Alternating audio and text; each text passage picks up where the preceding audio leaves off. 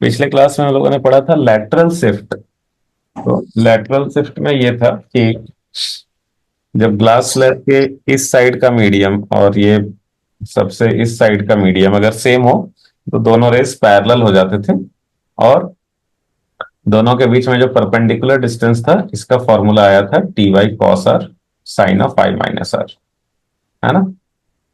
हम्म। Good. तो next जो है वो आप हेडिंग दे दीजिए apparent shift. Apparent shift due to slab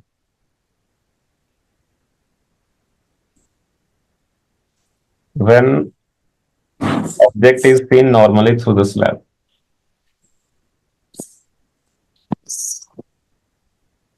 When object is seen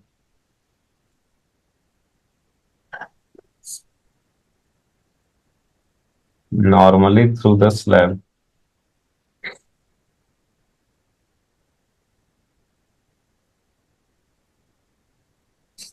ठीक है।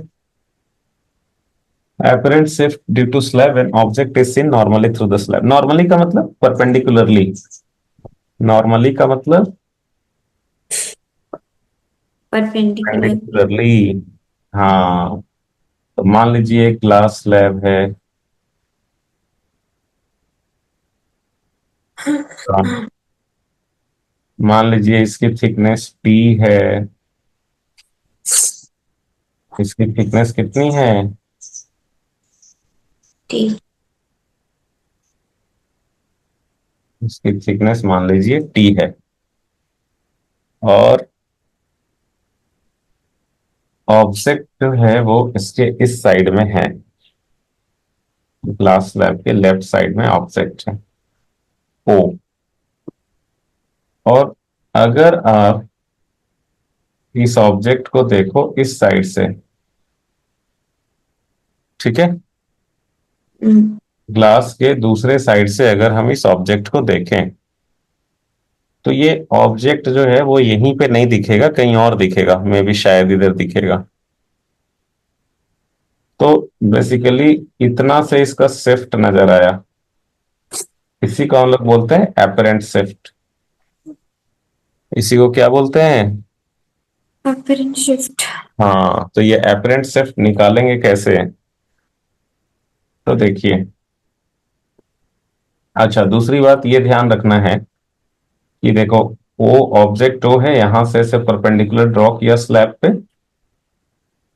तो आप इधर से ही देख रहे हो, परपेंडिकुलरली ही देख रहे हो। मतलब अगर आप ज्यादा दूर से ऐसे देखोगे तो फिर ये जो भी रिजल्ट देखेंगे वो वैलिड नहीं होगा। समझ रहे हैं? हाँ। Yes sir. तो कैसे देखना है? परपेंडिकुलरली देखना है, और उसी के लिए रिजल्ट वैलिड होगा। ठीक है। हम्म। अच्छा, तो देखते हैं भाई कि कैसे कहाँ इमेज बनेगा। तो देखो, एक लाइट रे अगर हम लें स्लैब के परपेंडिकुलर ले लें तो इसके लिए एंगल ऑफ इंसिडेंस हो गया जीरो। यहाँ पे देखिए, नॉर्मल इधर, इंसिडेंट रे इधर, एंगल ऑफ इंसिडेंस हो गया जीरो, तो एंगल ऑफ रिफ्रैक्शन भी जीरो, तो वो सीधा चला जाएगा। फिर से यहाँ पे एक बाउंड्री आया, एक इंटरफेस आया, यहाँ पे नॉर्मल इधर, क्या बोल, सॉरी, नॉर्मल इधर और इंसिडेंट रे इधर। यहाँ पे भी फिर से एंगल ऑफ इंसिडेंस जीरो हुआ तो एंगल ऑफ रिफ्रैक्शन भी जीरो होगा, तो ये फिर से स्ट्रेट ऐसे चला जाएगा। अच्छा, दूसरा लाइट रे लें अगर हम लोग थोड़ा सा स्मॉल एंगल पे, किधर लें? Small angle. स्मॉल एंगल पे। तो यहाँ पे जो नॉर्मल है वो इधर ये एंगल ऑफ इंसिडेंस है ना सलमोन? Yes sir. आ, एक सेकंड, हाँ एक सेकंड जस्ट, थोड़ा सा ना ऑब्जेक्ट को थोड़ा और ले लेते हैं लेफ्ट साइड में। हम्म, और इसको थोड़ा शिफ्ट कर लेते हैं इधर।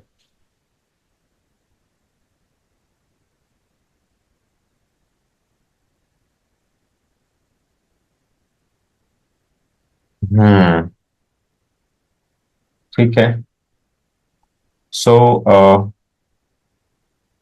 ऑब्जेक्ट को कहीं यहाँ पे ले लेते हैं। मान लीजिए यहाँ पे लिया।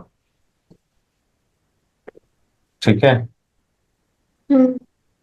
और थोड़ा और शिफ्ट कर लें क्या? थोड़ा और शिफ्ट कर लेते हैं। तो पूरा ही ऐसे खींच देते हैं।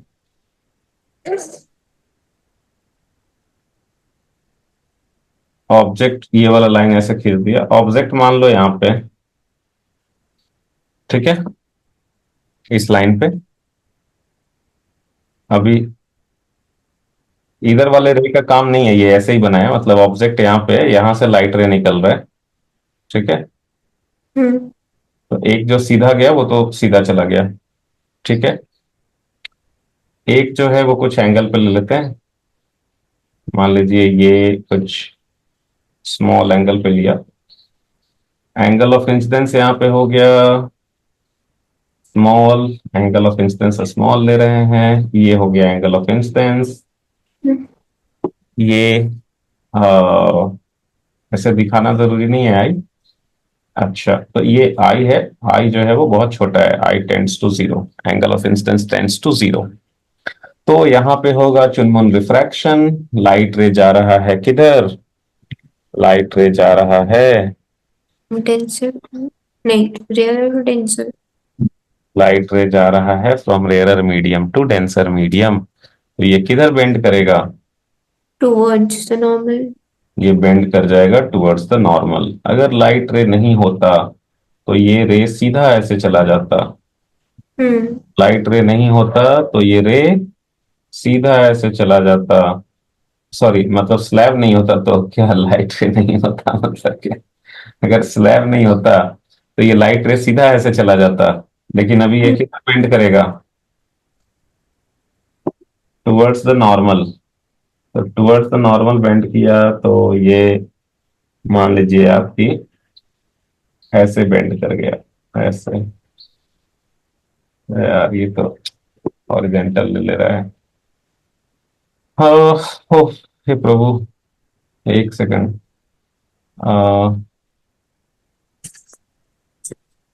एक्चुअली क्या होता है ना कि रे डायग्राम अगर बढ़िया बन जाता है तो अच्छे से क्लियर हो जाता है।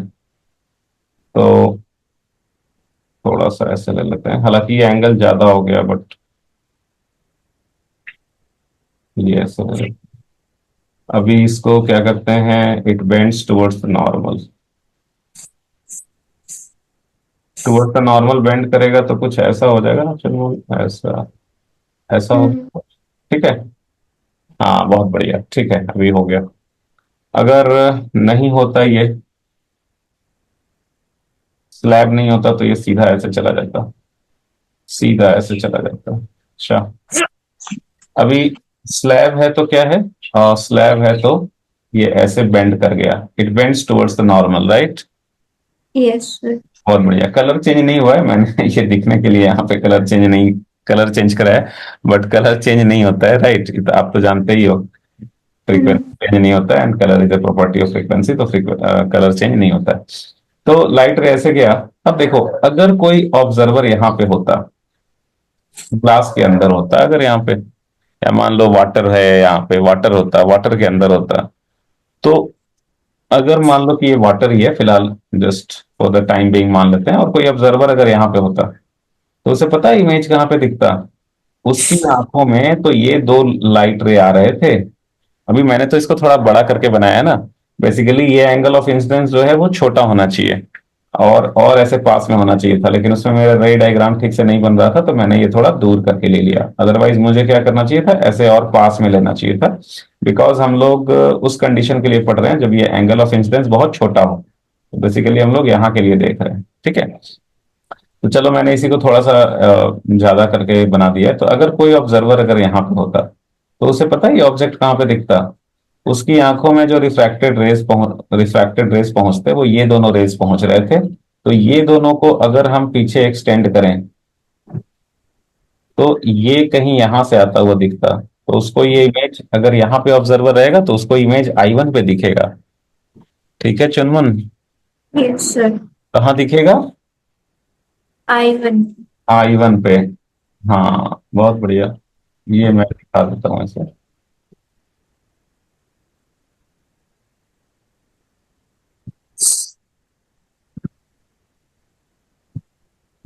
हाँ उसको इमेज दिखता I1 पे। ठीक है। Hmm.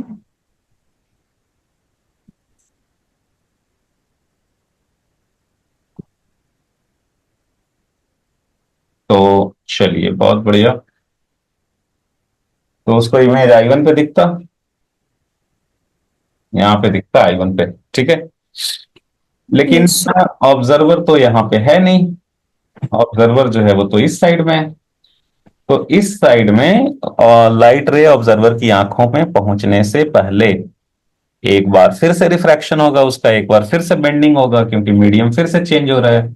और इस बार मीडियम चेंज हो रहा है डेंसर मीडियम से रेयरर मीडियम। इस बार मीडियम कैसे चेंज हो रहा है?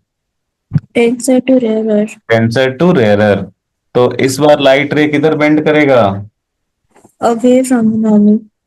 हाँ वेरी गुड, इस बार लाइट रे जो है वो बेंड करेगा अवे फ्रॉम द नॉर्मल। और इनफैक्ट आपने अभी अभी देखा था ना कि ये इधर भी एयर है और इधर भी एयर है, तो इधर जो इमर्जेंट रे होगा वो इसके पैरेलल होगा एक्चुअली।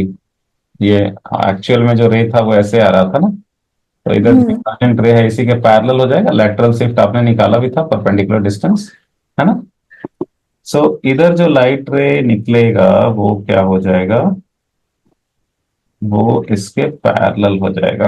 मैं फिर से थोड़ा कलर चेंज कर दे रहा हूँ कि सच दैट आप डिस्टिंग्विश कर पाओ।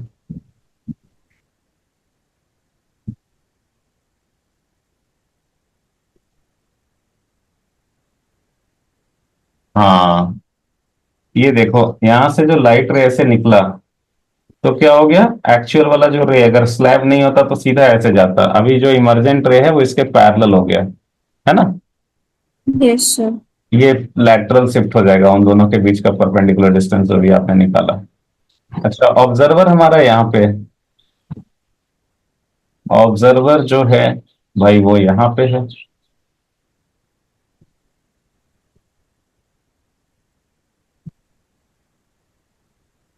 तो ऑब्जर्वर की आंखों में ये जो लाइट रेज आ रही हैं वो कहाँ से आती हुई दिख रही हैं? हमारा जो ह्यूमन माइंड है वो हमेशा उसको लगता है कि light travels on a straight line.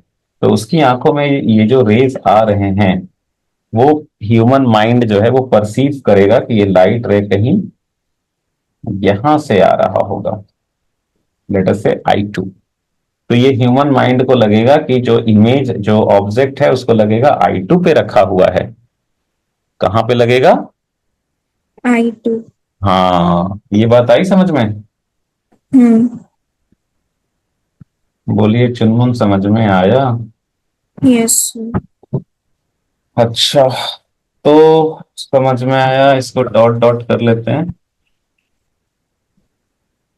ये थोड़ा सा टेक्नोलॉजी का फायदा है, अदरवाइज क्या है कि बोर्ड पे ये करने से इतना बढ़िया रे डायग्राम तो नहीं बन पाता है ना, थोड़ा तो टेढ़ा मेढ़ा हो ही जाता है। Hmm. तो इसमें जो है वो दिख रहा है कि हाँ भाई सही सही से बन गया। तो जो इमेज दिखेगा उसको वो दिखेगा I2 पे, ऑब्जर्वर को इमेज दिखेगा I2 पे। ठीक है, तो यहाँ पे एपरेंट शिफ्ट कितना हुआ? एक्चुअल में ऑब्जेक्ट O पे था और इमेज बन रहा है I2 पे, तो इसी को हम लोग बोलेंगे एपरेंट शिफ्ट। इसी को बोलेंगे एपरेंट शिफ्ट। ठीक है, Yes, sir. बहुत बढ़िया भाई। तो यहाँ पे, यहाँ पे जो है वो क्या है कि अब एक्चुअली क्या है ना कि यहाँ पे दो बार रिफ्रैक्शन हो रहा है। और आप लोग तो रिफ्रैक्शन के लिए हम लोगों ने फॉर्मूला पढ़ा था भाई कि एक बार रिफ्रैक्शन होता है प्लेन सरफेस से, तो वो एक फॉर्मूला होता है। मैं थोड़ा सा लिखी वो क्या था, apparent depth is equal to mu two by mu one into real depth, है ना। हम्म अगर मैं फर्स्ट रिफ्रैक्शन की बात करूं, फॉर फर्स्ट रिफ्रैक्शन, पहली बार जो रिफ्रैक्शन हुआ इस सरफेस पे, इस सरफेस पे जो रिफ्रैक्शन हुआ पहली बार, उसमें ये बताओ, उसमें सारे डिस्टेंसेस, उसमें बाउंड्री, यहाँ पे रिफ्रैक्शन हुआ है तो उसमें बाउंड्री ये हुआ है ना, इंटरफेस ये हुआ, तो उसमें सारे डिस्टेंसेस यहां से मेजर करेंगे इस इंटरफेस से, राइट। Yes sir. और उसमें ऑब्जेक्ट हो गया ओ, इंसिडेंट रे जो है वो ओ से आ रहा है, तो रियल डेप्थ जो है वो ये वाला होगा। मैं इस पॉइंट को नाम दे देता हूं कुछ लेटर से, इस पॉइंट को नाम दे दिया हमने ए, मान लो ये वाला पॉइंट है ए। तो इसमें ये बताइए रियल डेप्थ क्या होगा, या ऐसे लिख देता हूं, ऑब्जेक्ट, ऑब्जेक्ट हुआ ओ, और इसका इमेज कहाँ बन रहा है, मतलब पहली बार जो रिफ्रैक्शन हुआ उसमें ये लाइट रे, ये ब्लू वाला और ये वाला, ये कहाँ से आता हुआ दिख रहा है, वो कहाँ से आता हुआ दिख रहा है, I1 से आई आता हुआ दिख रहा है।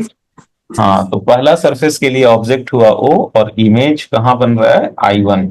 इमेज क्या हुआ उसका, I1। इमेज हुआ I1। तो ये बताइए तो रियल डेप्थ कितना होगा इसका, इसका रियल डेप्थ कितना हुआ, वो हुआ ए से ओ का डिस्टेंस, ए ओ, है ना चुनमुन। हम्म और एपरेंट डेप्थ कितना होगा इसका, एपरेंट डेप्थ, एपरेंट डेप्थ ये कितना हो गया, इमेज जो बन रहा है I1 उसका डिस्टेंस ए से, तो कितना हो गया वो, ए I1, है ना। सर I1 तो ऑब्जेक्ट था ना। नहीं, ऑब्जेक्ट तो ओ था ना, इंसिडेंट रे देखो, इंसिडेंट रे तो ओ से जाता हुआ दिख रहा है ना यहाँ पे, तो पहला आई सरफेस। हाँ, I2 के लिए। वो तो सेकंड रिफ्रैक्शन के लिए ना, अभी तो हम लोग फर्स्ट रिफ्रैक्शन, फर्स्ट सरफेस पे जो रिफ्रैक्शन हुआ उसकी बात कर रहे हैं। तो पहले ओ, सरफेस पे जो रिफ्रैक्शन हुआ उस पे लाइट रे, इंसिडेंट रे जो है वो कहाँ से आता हुआ दिख रहा है, ओ से आता हुआ दिख रहा है। और आफ्टर रिफ्रैक्शन जो रिफ्रैक्टेड रेज हैं वो कहाँ से आता हुआ दिख रहा है, वो आई I1। से आता हुआ दिख रहा है। तो इसके लिए इंसिडेंट रे ओ से आता दिख रहा है तो ऑब्जेक्ट हो गया ओ, और इसके लिए जो रिफ्रैक्टेड रेज हैं वो I1 से आता हुआ दिख रहा है तो इमेज हो गया I1, है ना। हाँ। तो यस। इसके लिए रियल डेप्थ हो जाएगा ए से ओ, और एपरेंट डेप्थ हो जाएगा ए से I1, है ना। हम्म तो हमने तो फॉर्मूला पढ़ा था कि हाँ भाई आई टेंड्स टू जीरो होता है, तो वो फॉर्मूला होता था ना, आई टेंड्स टू जीरो, क्या फॉर्मूला होता था, कुछ फॉर्मूला होता था ना, आई कल पढ़े। हो, आर टेंड्स टू जीरो हो, तो apparent depth is equal to mu two by mu one into real depth. Okay, मुझे लगा कल वाला पूछ रहे हो। हाँ, तो एपरेंट डेप्थ कितना हो गया, AI1 इज इक्वल टू, इस सरफेस के लिए म्यू टू क्या हो गया, म्यू ग्लास, और म्यू वन क्या हो गया, म्यू, एयर। तो ये हो जाएगा आपका mu glass by mu air, है ना। और ग्लास ऐसा जरूरी नहीं है ग्लास के लिए ही सिर्फ होगा, सो इन जनरल आपको ऐसे, यहाँ पे मान लो ये म्यू वन है, ये म्यू टू है, ये म्यू वन है, तो ग्लास आपके समझने के लिए है, अदरवाइज तो ये रिजल्ट हमेशा ही वैलिड होगा, ठीक है। तो या एक काम करो, आप इसको सिंपली इधर वाले को एयर मान लो, इधर वाले को जो है वो वन ही मान लेते हैं, खैर। और ये म्यू टू जैसे मान लो म्यू ग्लास है, तो ये क्या हो जाएगा, ये हो जाएगा म्यू डिवाइडेड बाई वन, ठीक है। और रियल डेप्थ जो है वो क्या हो जाएगा, ए ओ, ओ ए ओ हाँ। है ना। हम्म एपरेंट डेप्थ मिल गया अपने को, तो एक इक्वेशन ये मिल जाएगा। ये अच्छा, फर्स्ट फ्रैक्शन का है। ये फर्स्ट रिफ्रैक्शन का है बस, यहां तक में सिर्फ किस चीज का है। First refraction. हाँ, अभी फाइनल रिजल्ट तो लास्ट में लिखेंगे, सब सॉल्व करके, सॉल्व नहीं करेंगे, जस्ट आपको स्टेप समझा रहा हूँ। सेकंड रिफ्रैक्शन जो होगा, सेकंड रिफ्रैक्शन, तो सेकंड रिफ्रैक्शन के लिए, ठीक है, अब देखो क्या होता है ना, मैं डायरेक्टली यहाँ पे फॉर्मूला लिख सकता था, फॉर्मूला याद भी करते काम भी चल जाता। बट ये जो काम कर रहे हो ना आप, ये आपको ऐसा नहीं है कि ये आपसे डायरेक्टली कोई एज ए प्रूफ पूछा जाएगा, ये आपकी अंडरस्टैंडिंग डेवलप होती है इससे। तो अगर एक बार आपको सब चीज अंडरस्टैंडिंग डेवलप हो गया तो आपको कभी कोई कंफ्यूजन नहीं आएगा, ठीक है। और वो चीज जरूरी होता है, आप दोबारा अगर पढ़ने जाओगे कोई चीज पहली बार कंफ्यूजन रह गया है, दोबारा एक तो मौका नहीं मिलेगा, कभी फिर मौका मिलेगा भी अगर ये करने का, तो फिर वो चीज फिर दोबारा उतना सही ढंग से हो नहीं पाएगा, ठीक है, टाइम भी ज्यादा जाएगा, क्लियर भी नहीं होगा। तो इसीलिए चीजों को क्लियर करते करके आगे बढ़ने से सही रहता है।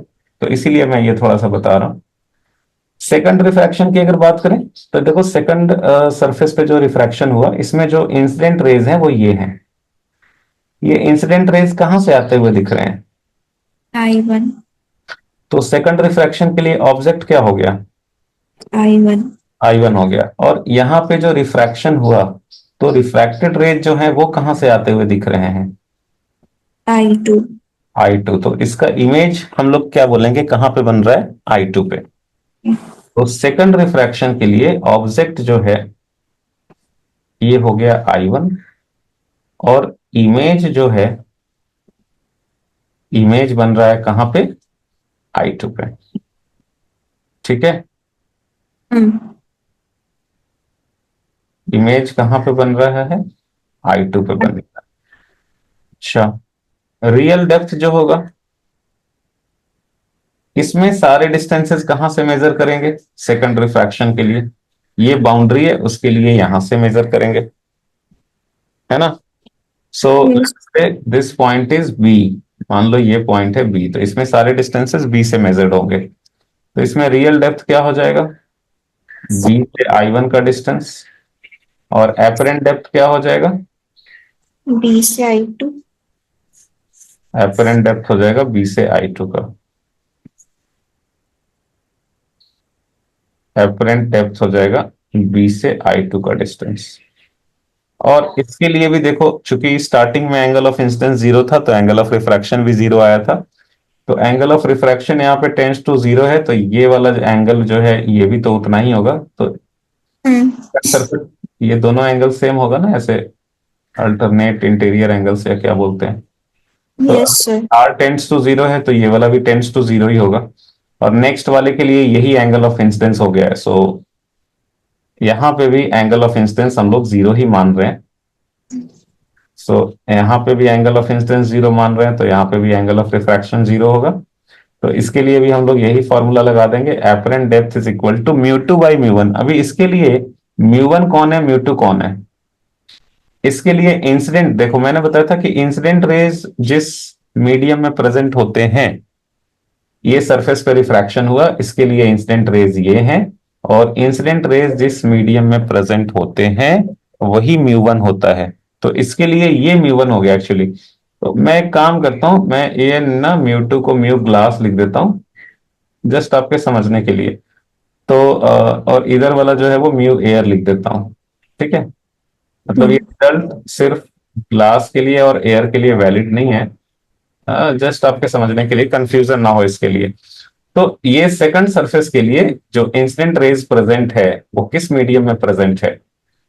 glass, ग्लास में प्रेजेंट है। तो इसके लिए इंसिडेंट रेज ग्लास में प्रेजेंट है, तो इसके लिए म्यू वन क्या हो गया? Mu glass. और glass, म्यू टू क्या हो जाएगा इसके लिए? Mu air. आई बात समझ में? yes sir, सो यहां पे आप क्या लिखेंगे, apparent depth will be equal to mu two by mu one. तो म्यू टू इसके लिए हो गया म्यू एयर, और म्यू वन हो गया म्यू ग्लास। और ये बात समझ में चुनमन? हम्म। जी सर, हाँ, आप कई जगह पे बुक में देखोगे, कई जगह पे बुक में आप देखोगे इस चीज को, वो ऐसे लिखेंगे कि जिसमें ऑब्जेक्ट प्रेजेंट होता है वो वाला म्यू वन, जिसमें इमेज बनेगा वो म्यू टू। पर वो वाला चीज अगर फॉलो करेंगे तो यहां पे गलती हो जाएगी, ठीक है। वो वो ज्यादातर केसेस में वो सही होगा, पर वो यहाँ पे फेल हो जाएगा। क्योंकि वैसे अगर आप ऑब्जेक्ट की बात करोगे तो यहाँ पे ऑब्जेक्ट जो है वो तो आई वन है, वो तो इधर एयर में है। ठीक है, तो म्यू वन हम लोग ये म्यू एयर थोड़े ही ना लेंगे, ऑब्जेक्ट कहाँ रखा है उससे मतलब नहीं है।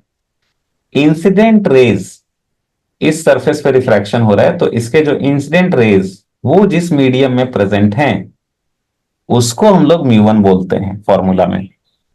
ठीक है, यस सर। आई बात समझ में? हम्म।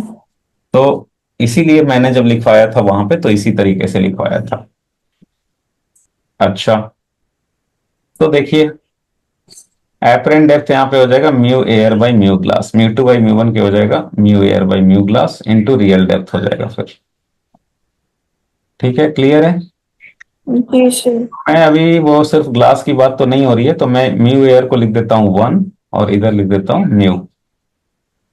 ठीक है, चलो यहाँ पे एक काम करते हैं, यहाँ पे तो सिर्फ फॉर्मूला लिखते हैं। तो फॉर्मूला में तो mu two by mu one into real depth होता था, म्यू टू म्यू वन का अपना एक मीनिंग था, और वो फॉर्मूला अगर यहाँ पे लगाएंगे तो B I two is equal to हो जाएगा, यहाँ पे म्यू टू जो है वो हो गया वन, और म्यू वन हो गया म्यू, और रियल डेप्थ हो गया बी से आई वन।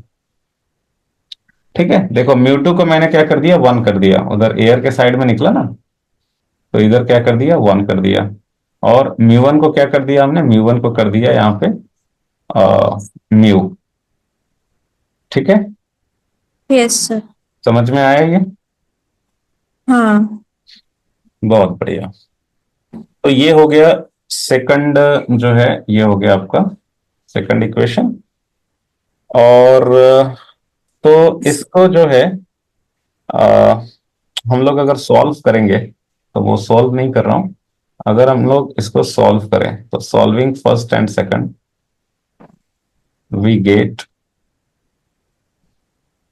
अपने को जो काम का चीज है वो है कि ये शिफ्ट कितना हुआ। तो एक्चुअल में ऑब्जेक्ट बना, फाइनल ऑब्जेक्ट बना आई टू पे, और इनिशियली जो ऑब्जेक्ट था वो था ओ। तो देखो ओ आई टू, ओ आई टू जो अपने को मिल रहा है वो मिलेगा, ये मिलेगा अपने को thickness T into one minus one by mu. तो इसी को हम लोग बोलते हैं एपरेंट शिफ्ट, इसको बोलते हैं एपरेंट शिफ्ट। तो ये फॉर्मूला हो गया, एपरेंट शिफ्ट का फॉर्मूला क्या हो जाएगा, ये हो जाएगा S will be equal to T one minus one by mu. ये आपको याद रखना है, बेसिकली यही याद रखना है। यहाँ पे आपको लिख दें कि जो फाइनल इमेज है वो कहाँ पे बन रहा है, एक्चुअल जो ऑब्जेक्ट है वो है ओ, और फाइनल इमेज जो बन रहा है वो बन रहा है आई टू पे। तो इन दोनों के बीच का जो गैप है इसी को हम लोग बोलते हैं एपरेंट शिफ्ट, और ये इतना आया है। ठीक है। Yes sir. हम्म। और अगर मान लो कि इधर जो है ना, अगर क्या बोलते हैं, अगर इधर एयर नहीं होता, कोई म्यू सराउंडिंग्स हो जाता, और इधर म्यू सराउंडिंग्स हो जाता, इनफैक्ट अच्छा आपने ये लिखा है क्या, आप ये सब लिख रहे हो कि अभी बाद में लिखेंगे? सर अभी सुन रही हूँ। सुन रहे हैं ना, तो मैं एक काम कर देता हूँ, इधर तो हमने mu one mu two in general लिया था ना, ऐसे एयर लिखने का जरूरत था नहीं, तो मैं हम्म। इसको जो है वो स्टार्टिंग में ही चेंज कर देता हूँ, इधर वो म्यू ग्लास नहीं रखता हूँ। एक काम करता हूँ, मैं इसको ना लिख देता हूँ म्यू सराउंडिंग्स। क्या लिख दें? New surrounding. और इधर इसको लिख देते हैं mu slab, that would be better. और इधर भी हो गया ये म्यू सराउंडिंग्स। ठीक है, ये दोनों सेम सराउंडिंग है, यस सर। वो बेटर होगा। तो यहाँ पे ये वाले फॉर्मूला में पहला सरफेस पे क्या हो जाता है, ये पहला सरफेस पे ये फॉर्मूला क्या हो जाएगा Chunman? Mu two by mu one में क्या आ जाएगा? Mu two by mu one में आ जाएगा mu slab by mu surroundings. News. पहला सरफेस पे रिफ्रैक्शन हो गया ना, हम्म। सरफेस के लिए म्यू वन हो गया, ये म्यू टू हो गया, तो म्यू टू क्या हो जाएगा? म्यू स्लैब, और म्यू वन क्या हो जाएगा? Mu surroundings. सराउंडिंग्स। ठीक है। और सेकंड वाले में क्या हो जाएगा ये? Mu surroundings upon mu slab. Very good.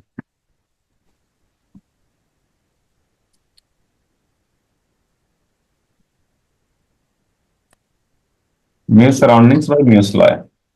तो ये सॉल्व करके जो फॉर्मूला आएगा ना, इसको भी मैं यहाँ पे चेंज कर दे रहा हूँ। इन जनरल फॉर्मूला ही पहले लिख देते हैं, स्पेशल केस बाद में लिखेंगे। तो एपरेंट शिफ्ट का ये जो फॉर्मूला है, ये इसमें आएगा sorry. 1 - mu surroundings by mu slab.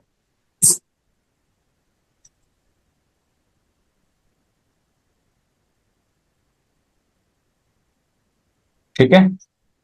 हम्म। कितना आएगा? Mu one minus mu surrounding by mu slab. हाँ, ये इतना हो जाएगा। Apparent shift is T1 - mu surroundings by mu slab.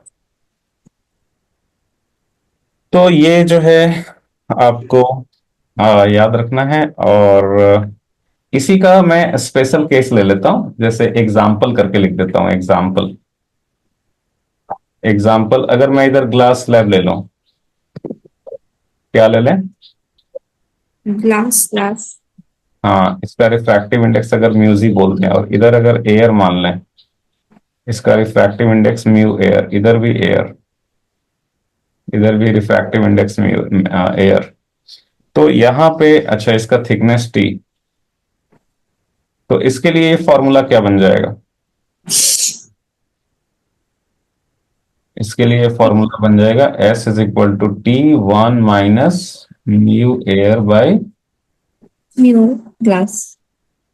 Mu glass, है ना? ठीक है। यस। म्यू एयर जो है वो हो जाएगा 1, और म्यू ग्लास को सिंपली म्यू रहने देते हैं। यहाँ पे इसको एक काम करते हैं, ठीक है, रहने दो, म्यू ग्लास हो गया। इन जनरल अगर कोई दूसरा मीडियम है, अगर मान लो वाटर नहीं है, इन जनरल कोई भी दूसरा मीडियम है, उसकी रिफ्रैक्टिव इंडेक्स म्यू है, और इधर एयर है, इधर भी एयर है, तो यहाँ पे जो एफरेंट शिफ्ट का जो फॉर्मूला है वो क्या हो जाएगा?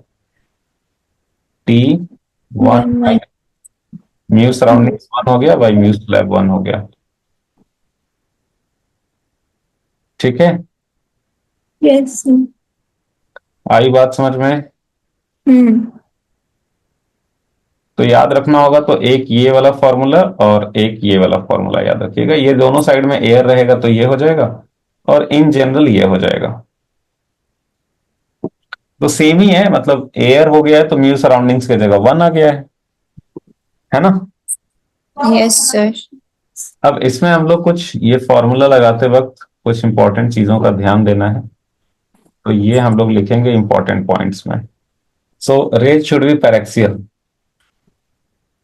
ये जो हमने अभी रिजल्ट पढ़ा,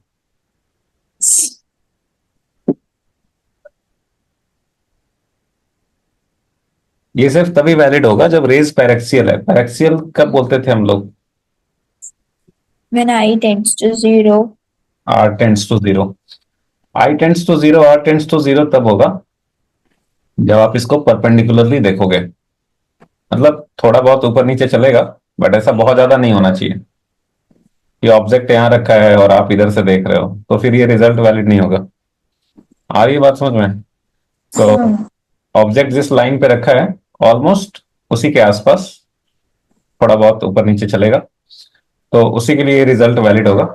ऐसा क्यों? बिकॉज हमने ये जो फॉर्मूला निकाला है, तो वो ये निकाला है, कहां से आया वो फॉर्मूला आया है apparent shift is equal to mu 2 by mu 1 into real depth, sorry apparent depth is equal to mu 2 by mu 1 into real depth, वो वाला फॉर्मूला यूज करके, राइट।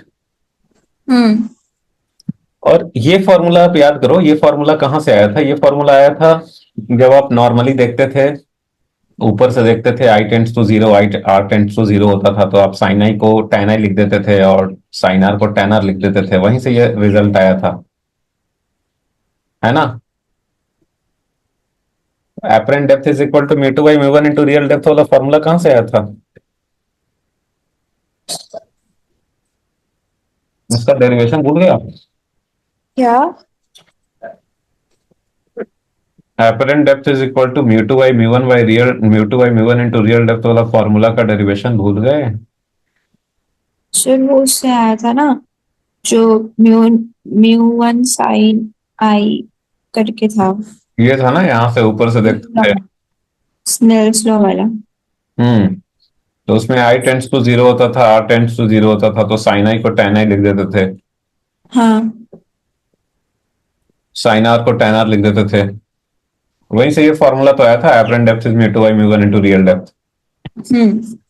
हम लोग सब जगह यही फॉर्मूला लगा रहे हैं, तो इसका तो यूज तभी कर पाएंगे ना जब आई और आर टेंड्स टू जीरो, और आई और आर टेंड्स टू जीरो का मतलब पैरेक्सियल रेस, उसी को पैरेक्सियल रेस बोलते हैं, है ना। Yes sir. सेकंड हो गया, medium on both sides of the slab.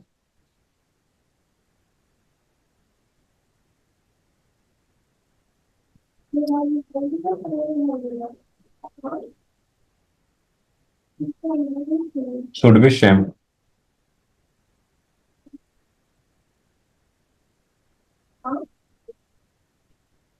ये जो फॉर्मूला आप लगा रहे हो, इसमें क्या होना चाहिए, दोनों साइड के मीडियम सेम होना चाहिए, इधर भी म्यू सराउंडिंग, इधर भी म्यू सराउंडिंग, सेम म्यू होना चाहिए दोनों साइड का, तभी तो ये रिजल्ट आया ना। हाँ। Yes sir. अगर ये दोनों साइड मीडियम अलग होंगे, जैसे दोनों साइड मीडियम अगर अलग होगा, जैसे मान लो कि ऐसा ऐसा सिचुएशन है कि एक ग्लास स्लैब रखा हुआ है, एंड या फिर ऐसे रख लो, एक मान लो ग्लास है मोटा, क्या है, ये मोटा ग्लास है और इसमें पानी डाला हुआ है, और ऊपर जो है वो चिड़िया है एक, और आप देख रहे हो इस साइड से, आप किधर से देख रहे हो, इस साइड से। तो यहाँ पे अलग अलग मीडियम हो गया, इधर देखो, इधर हो गया एयर, इधर क्या है, एयर के बाद आ गया वाटर, वाटर के बाद आ गया इधर ग्लास, फिर एयर, एक्चुअली तीन चार लेयर आ गया, तो इसमें ये फॉर्मूला नहीं लगेगा, समझे चुनमुन, यस सर। इसमें ये फॉर्मूला नहीं लगेगा। नहीं लगेगा। या फिर ऐसे सोचो कि मान लो एक ग्लास का स्लैब है मोटा सा, ठीक है, क्या है, ग्लास का स्लैब। ग्लास का स्लैब है, ये ग्लास के स्लैब के बीच में ना, ग्लास में ही कुछ चीज रह गया है, कुछ ऐसा उसमें कलाकारी किया हुआ है, या कुछ ऐसा है, कुछ ऐसा चीज डाला हुआ है ग्लास स्लैब में ही, और इसके ऊपर एक पानी का ड्रॉपलेट गिरा हुआ है, पानी एक्चुअली स्फेरिकल नहीं है, मान लो इसके ऊपर मान लो थोड़ा सा ऐसे पानी है, और आप इधर इधर आप इधर से देख रहे हो एयर, आप जो है इधर से देख रहे हो एयर से, तो यहाँ पे भी वो फॉर्मूला नहीं लगा पाएंगे, क्यों नहीं लगा पाएंगे, क्योंकि इधर एयर है, फिर वाटर है, फिर ग्लास है। तो अगर मैं वाटर को एक स्लैब मानूं, वाटर को अगर एक स्लैब माने, तो इसके इस साइड में एयर है और इस साइड में ग्लास है, तो सेम मीडियम नहीं है, तो सेम मीडियम नहीं है, तो ये फॉर्मूला हम लोग नहीं लगा पाएंगे। आई बात समझ में। Yes sir. हम्म। तो तो ऐसे केसेस में जहां पे ये फॉर्मूला हम लोग नहीं लगा पाएंगे, वहां पे क्वेश्चंस को कैसे बनाएंगे फिर? फिर उनमें कुछ और लगता होगा। नहीं, वहां पे कैसे बनाएंगे कि देखो ये फॉर्मूला आया कैसे था?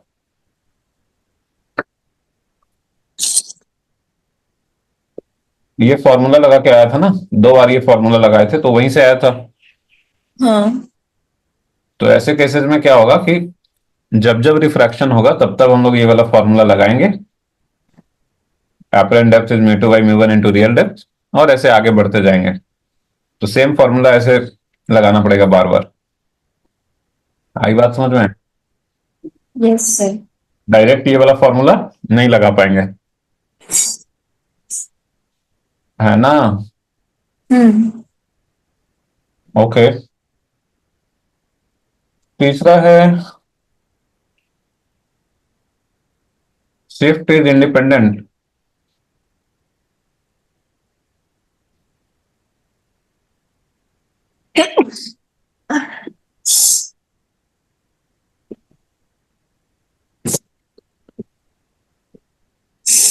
Independent of the distance of the object. Shift is independent of the distance of object. distance of the object.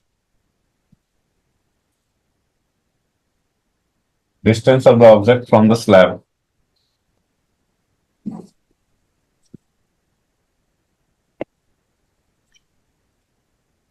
ये बताइए, ये जो फॉर्मूला है इसमें कहीं ये टर्म आ रहा है कि स्लैब से कितनी दूर पे ऑब्जेक्ट रखा है? ऑब्जेक्ट डिस्टेंस का टर्म कहीं पे आ रहा है?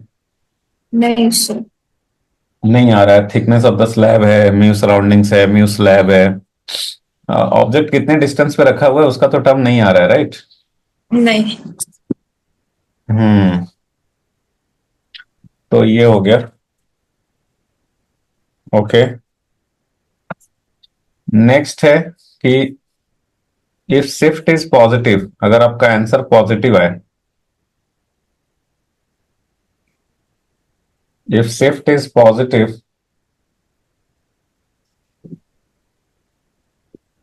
then it is towards the direction, then it is in the direction of incident ray, then it is in the direction of incident ray, in the direction of incident रे। मतलब अगर आपका answer ना positive आया, जैसे मान लो कि आपका आंसर आया +2 सेंटीमीटर, ठीक है? तो इंसिडेंट रे की जो डायरेक्शन है वो किधर है? इधर है ना? तो अगर आपका आंसर आया +2 सेंटीमीटर तो आपको इंसिडेंट रे के डायरेक्शन में 2 सेंटीमीटर आगे शिफ्ट दिखेगा। मतलब ऑब्जेक्ट यहां था तो इमेज 2 सेंटीमीटर आगे दिखेगा इंसिडेंट रे के डायरेक्शन में, ये बोल रहा है। समझे? सर एक बार फिर बताना।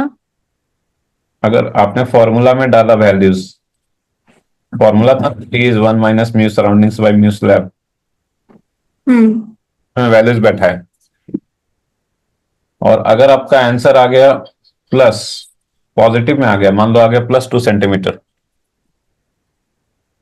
तो इसका मतलब जो इमेज होगा ऑब्जेक्ट से 2 सेंटीमीटर आगे होगा in the direction of incident रे। ओके। इमेज कहां बनेगा? ऑब्जेक्ट से 2 सेंटीमीटर आगे in the direction of incident ray, ठीक है? हाँ। यही परपेंडिकुलर वाले लाइन पे। अच्छा, लेकिन अगर आपका आंसर निगेटिव आ गया, जैसे मान लो आ गया -2 सेंटीमीटर, तो इमेज कहां बनेगा? ऑब्जेक्ट से 2 सेंटीमीटर पीछे, opposite to the direction of incident ray. उस केस में फाइनल इमेज यहां बनेगा। आई बात समझ में? Yes sir. हम्म। तो ये लिख लीजिए आप। चुनमुन आज सब जगह सेल लगा हुआ है, अमेजन, फ्लिपकार्ट, वैसे इलेक्ट्रॉनिक डिवाइसेस वगैरह मंगाने होंगे, मंगा लीजिएगा अभी। देखते हैं सर। ये वाला डिस्काउंट फिर दोबारा नहीं मिलेगा वो। फिर दिवाली के टाइम पे में भी होगा। दिवाली के टाइम पे तो होता ही है, पर सबसे बड़ा वाला शायद यही वाला होता है। तो हम्म तो नेक्स्ट है, इफ शिफ्ट इज नेगेटिव।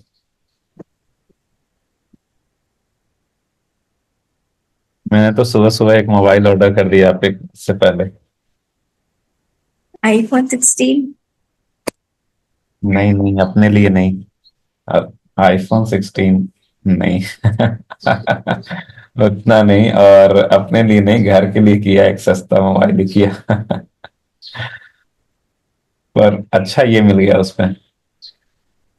14,500 का था, और कल दिखा रहा था 14,500, आज 12,000 दिखा है। एक्सचेंज ऑफर में कल दिखा रहा था 1,250 रुपये, और पुराने मोबाइल का। आज उसका कंडीशन वगैरह डालने पे 2,950, मतलब ऑलमोस्ट 3,000 दे दिया। तो जो कल मिल रहा था 13,000 के आसपास में, वो आज मिल गया 9,000 के आसपास में। तो 14,000, दिस माइनस दिस 13,000 कल पड़ता ना, अगर कल ऑर्डर करते तो। हम्म। आज जो है 9 में हो गया। आईफोन तो बहुत महंगा होता है, उतना उसका यूज मुझे दिखता भी नहीं है। बाकी आईपैड है, तो आईपैड पे आपको पढ़ाते हैं, तो उसका यूज दिखता है। अभी मैकबुक भी है, उसका भी यूज समझ में आता है, काफी यूज है।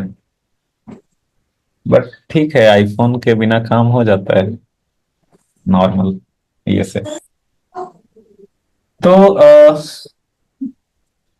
मतलब जितना महंगा है उस हिसाब से यूज समझ में नहीं आता। पता नहीं, शायद लेने के बाद समझ में आए, अभी तो नहीं आता है। सुनना ही बहुत बेकार। हाँ। बहुत ही बेकार है। क्या मैकबुक? ना आईफोन। आईफोन, अच्छा। तो पता नहीं, नो कमेंट्स, जब यूज ही नहीं किया है तो क्या बोलें। तो वो पहले, मैकबुक से पहले लोगों ने बहुत डराया था कि वो बहुत सारा चीज नहीं चलता है उस पे, तो वो उतना ये नहीं होगा। बट मतलब लेने के बाद समझ में आ रहा है, अलग ही लेवल पे है। मुझे तो बहुत फायदा हो रहा है इससे। सो नेक्स्ट है, इफ शिफ्ट इज नेगेटिव, तो then it is opposite to the direction of incident ray. ठीक है। Yes sir.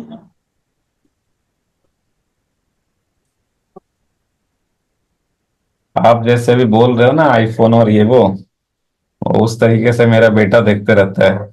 पापा ये सिर्फ 45,000 का मोबाइल है, आज डिस्काउंट में दे रहा है, 35 में ही दे रहा है, इससे कम क्या करेगा, कर दीजिए ऑर्डर। मैंने बोला नहीं, मुझे 9,000 वाला करने दो। तुम कमाना तो करना। तो नेक्स्ट देखिए, एक एग्जांपल करते हैं इस पे। तो वैसे ही आप शुरुआत कर रहे हो सीधा एकदम, आईफोन से ही शुरुआत कर दिया आपने। तो okay, so find the distance,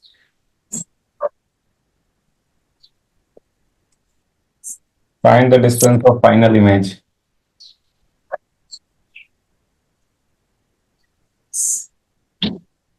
from the mirror. थोड़ा सा डिफिकल्ट है ये क्वेश्चन, लेकिन देखो मैं जैसा आपको बताता हूं कि this questions are not meant to be कि डायरेक्टली एग्जाम में आएगा, बट आप इससे जो समझते हो, जो आपकी कॉन्सेप्ट बिल्डिंग होती है, वो आपको फर्दर भी प्रॉब्लम्स जो है वो बनाने में हेल्प करती है। क्योंकि फिर आप इसके बाद जो क्वेश्चंस बनाओगे वो आपको फिर बहुत ही इजी लगेगा, एक बार बढ़िया से समझ में आ गया तो फिर उसमें कुछ दिखेगा नहीं। तो मान लो एक पतला सा ग्लास स्लैब है मिरर के आगे रखा हुआ। कहाँ रखा हुआ है? मिरर के सामने। मिरर के सामने ये पतला सा ग्लास स्लैब रखा हुआ है। ये मिरर का रेडियस ऑफ कर्वेचर है 20 सेंटीमीटर। ठीक है। हम्म। तो रेडियस ऑफ कर्वेचर है 20 सेंटीमीटर। जो ग्लास है 3/2। इधर तो एयर है, बाहर में एयर है। और ऑब्जेक्ट जो है वो कहाँ पे रखा है? ऑब्जेक्ट रखा है सेंटर ऑफ कर्वेचर से इधर 1 सेंटीमीटर राइट साइड में। ऑब्जेक्ट यहाँ पे है। ये ऑब्जेक्ट है। ठीक है। हम्म। ऑब्जेक्ट कहाँ रखा है चुनमुन? एक सेकंड, एक second, wait wait wait wait. Object जो है, एक second, wait wait wait wait wait. Object center of curvature पे ही रखा है एक्चुअली। एक सेकंड, एक सेकंड, एक सेकंड, क्या है क्वेश्चन? हम्म हम्म हम्म हम्म। आ, ठीक है ठीक है ठीक है ठीक है। हाँ, नहीं, यही सही है। सेंटर ऑफ कर्वेचर से 1 सेंटीमीटर राइट साइड में ऑब्जेक्ट रखा हुआ है। और ग्लास स्लैब का थिकनेस दिया हुआ है 3 सेंटीमीटर।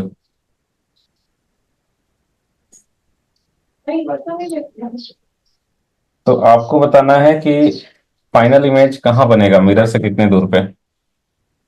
फाइनल इमेज मिरर से कितनी दूर पे बनेगा? देखो, यहाँ से लाइट रे, ऑब्जेक्ट से, मिरर से बोल रहे हैं कितनी दूर पे बनेगा, तो यहाँ से बहुत सारे लाइट रे चले होंगे ना ऐसे। तो कुछ तो अच्छा लग रहा है।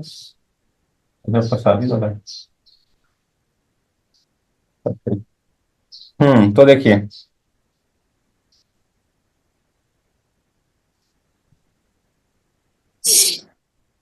तो बताइए चुनमुन, बहुत सारे लाइट रे चलेंगे, वो क्या होगा? पहले तो ग्लास स्लैब से पास करेगा, उसके बाद मिरर हम्म। पे पड़ेगा। मिरर पे फॉल करने के बाद फिर मिरर से रिफ्लेक्ट होगा, और मिरर से रिफ्लेक्ट होने के बाद ग्लास स्लैब से फिर पास करेगा, फिर इस साइड में आएगा, फिर बताना है कहाँ पे इमेज बनेगा। तो क्या सोच रहे हैं आप सर, ये हमसे ना हो पाएगा? है ये ना? क्या क्या बोल दिया आपने, मैं तो सुन भी नहीं पाई।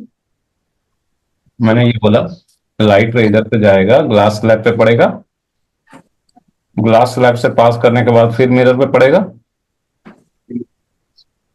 फिर यहां से रिफ्लेक्ट होगा, उसके बाद फिर से ग्लास स्लैब से पास करेगा, फिर क्या कहां है ये? पड़ेगा? ये बहुत ही आसान है। है? हम्म बताता हूं कैसे। देखो, ग्लास स्लैब के लिए अभी अभी आपने फॉर्मूला पढ़ा कि वन ग्लास माइनस स्लैब, हाँ, टी। पास करने से कितना होता है? T one minus mu. Step 1 हो गया refraction through glass slab. Glass slab के लिए अभी आपने फॉर्मूला पढ़ा कि apparent shift is equal to कितना होता है? Mu two by mu one to actual. नहीं, sorry. T1 minus mu surroundings हाँ, upon by mu slab. Class. अरे स्लैब नहीं, स्लैब, ग्लास, म्यू ग्लास। तो कितना हो गया ये? 3 सेंटीमीटर। और 1 वन। Minus mu air 1। और ये वन बाई कितना? 2। Three by. ये हो गया 3 centimetre into 1 - 2/3 which is 1/3, so this is +1 centimetre. तो ग्लास स्लैब से पास करेगा तो कितना का शिफ्ट आया? +1 सेंटीमीटर। +1 सेंटीमीटर मतलब किधर हुआ? इन द और डायरेक्शन पॉजिटिव प्लस है। One, positive. +1 in the direction of incident रे। हाँ, तो इसका मतलब हुआ +1 centimetre in the direction of incident रे, है ना। In the direction of incident रे मतलब कहाँ हो गया? इधर से 1 centimetre in the direction of incident रे कहाँ आ जाएगा? सेंटर ऑफ कर्वेचर पे हाँ, कहाँ आ जाएगा? Centre of curvature. हाँ, मतलब इधर तो इसके ऑब्जेक्ट के 1 सेंटीमीटर, इधर तो सेंटर ऑफ कर्वेचर ही दे रखा है ना क्वेश्चन में। हाँ, क्या दे रखा है? Centre of curvature. तो लाइट रे जो है वो जब ग्लास स्लैब से पास करेगा, तो जब वो ग्लास स्लैब से पास करेगा तो एक्चुअली दो बार रिफ्रैक्शन हो रहा है उसका। तो ग्लास स्लैब से पास करते समय दो बार रिफ्रैक्शन हो रहा है। मैं ना दो बार आप दिखा भी सकते हो, बट दो बार क्या दिखाओगे? So, after refraction through glass slab, this light ray will appear to be coming from center of curvature. After refraction through glass slab, ये मिरर पे जब लाइट रे पड़ेगा, तो मिरर पे पड़ेगा तो वो कहाँ से आता हुआ दिखेगा? सेंटर ऑफ कर्वेचर से, कर्वेचर से। है ना। कहाँ से आता हुआ दिखेगा? सेंटर ऑफ कर्वेचर से। अच्छा, ये बात समझ में आ रही है? Yes sir. श्योर, पक्का? हम्म। अच्छा, तो मिरर को ऐसा लगेगा कि भाई ये लाइट रे सेंटर ऑफ कर्वेचर से आ रहा है, तो मिरर क्या करेगा उसको? रिफ्लेक्ट करेगा। हम्म। वो वापस चला जाएगा राइट उसी डायरेक्शन में। वो उसको वापस बैक टू पेविलियन भेज देगा ना, वही उसी रास्ते से। हाँ। तो उसी रास्ते से बैक टू पेविलियन भेज देगा, ठीक है।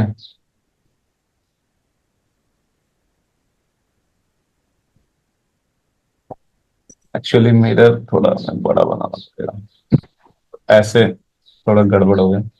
छोड़ो, वो एक ही साइड का अच्छा है। तो मिरर तो इसको वैसे ही रिटर्न कर देगा ना, सेम पाथ से रिटर्न करेगा। Yes sir. अच्छा, आपने आपको एक चीज बताया था कि light follows principle of reversibility.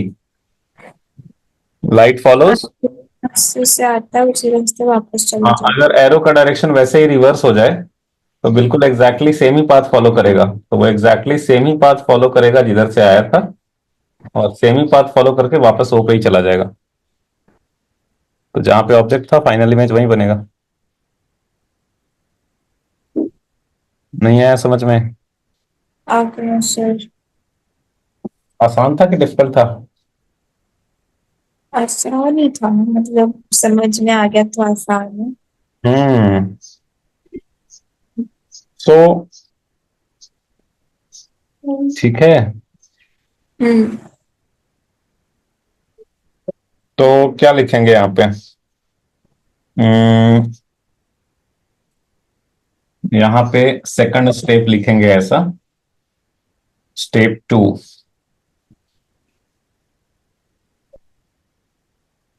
Step 2 में रिफ्लेक्शन थ्रू मिरर, मिरर से रिफ्लेक्शन होगा। तो मिरर को ऑब्जेक्ट कहाँ दिख रहा है? सेंटर ऑफ कर्वेचर पे। हाँ, मिरर को लग रहा है कि ऑब्जेक्ट है सेंटर ऑफ कर्वेचर पे, तो वो इमेज भी कहाँ बनाएगा? सेंटर ऑफ कर्वेचर पे। सेंटर ऑफ कर्वेचर पे ही बनाएगा। सो बेसिकली वैसे ही रिटर्न कर देगा वो, राइट, है ना। Yes sir. तो इसके बाद हम लोग लिख ले सकते हैं कि light follows principle of reversibility, so final image will be formed at O itself.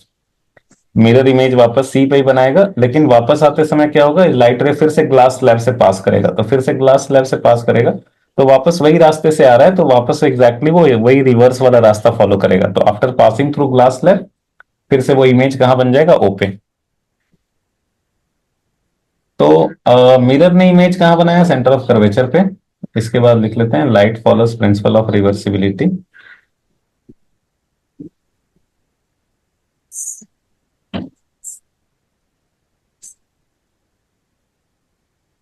Reversibility. So next step आप फिर कर देंगे step 3, passing again through glass slab, passing again through glass slab. तो जब ग्लास स्लैब से ये दोबारा पास कर रहा है, तो ग्लास स्लैब को क्या लग रहा है कि ऑब्जेक्ट कहां पे है? मिरर से जो मिरर से जो लाइट रेज आ रहे हैं, इंसिडेंट हो रहे हैं ग्लास स्लैब पे, वो कहां पे कन्वर्ज होते हुए दिख रहे हैं? सी पे। मिरर से जो लाइट रे रिफ्लेक्ट होकर के आएगा, वो ग्लास स्लैब पे जब इंस्टेंट होगा दोबारा, तो वो कहां पे कन्वर्ज होता हुआ दिखेगा? सेंटर ऑफ कर्वेचर पे। हेड पे। मिरर तो सेंटर ऑफ कर्वेचर पे उसको कन्वर्ज कराना चाह रहा है ना। Yes sir. तो ग्लास स्लैब के लिए इस बार ऑब्जेक्ट हो जाएगा सी, और उसके लिए फिर से फॉर्मूला लगाएंगे ऐसे।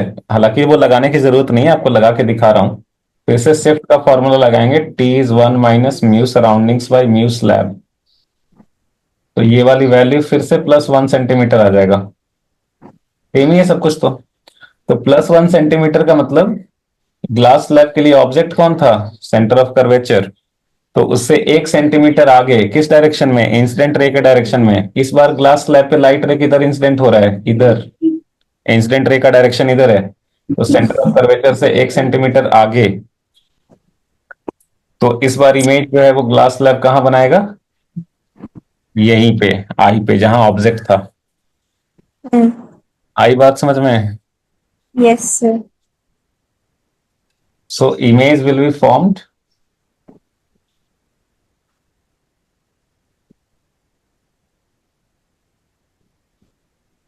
1 centimeter ahead in the direction of incident ray,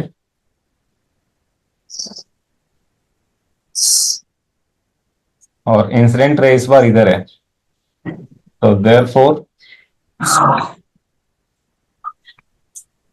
image is formed at O itself. Final image is formed at O itself. ठीक है चुनमुन। जी सर। हम्म, समझ में आया? हम्म। आसान था या डिफिकल्ट था? आसान था।